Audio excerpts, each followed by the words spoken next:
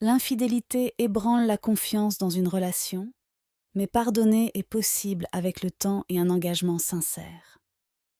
Nombreux sont les couples qui trouvent une nouvelle force après avoir traversé cette épreuve. Comprendre les raisons de l'infidélité est essentiel pour pardonner. Cela peut résulter d'un manque d'intimité émotionnelle, de problèmes de communication ou d'un désir de pimenter la routine. Chaque partenaire doit assumer la responsabilité de ses choix. Exprimer ses émotions est crucial.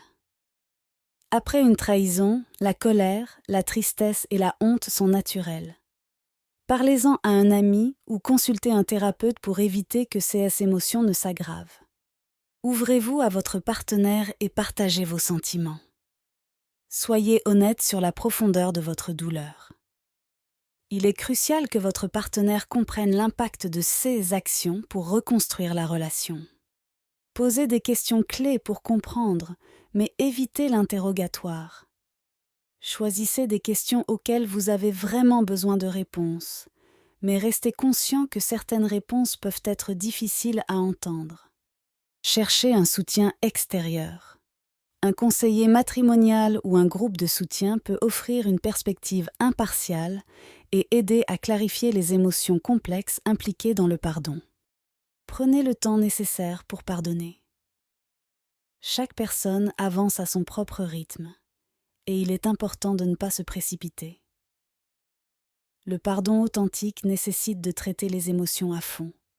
Évaluez si la relation peut être sauvée. Réfléchissez à l'engagement de votre partenaire à regagner votre confiance et à votre capacité à pardonner sans ressentiment persistant. Demandez à votre partenaire de regagner votre confiance par des actions concrètes. Cela inclut la transparence totale et un engagement sincère envers la relation. La confiance se reconstruit avec le temps. Travaillez sur le pardon de soi. Ne vous blâmez pas pour l'infidélité de votre partenaire. Reconnaissez que vous méritez le bonheur, que ce soit avec ou sans cette personne.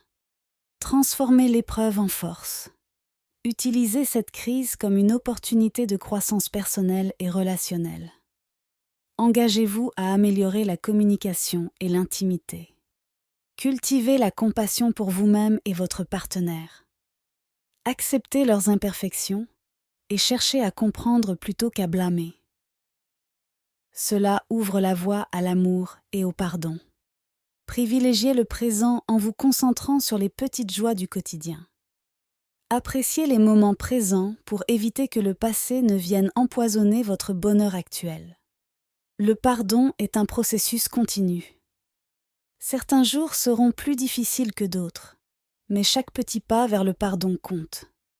Soyez patient et bienveillant avec vous-même et votre partenaire.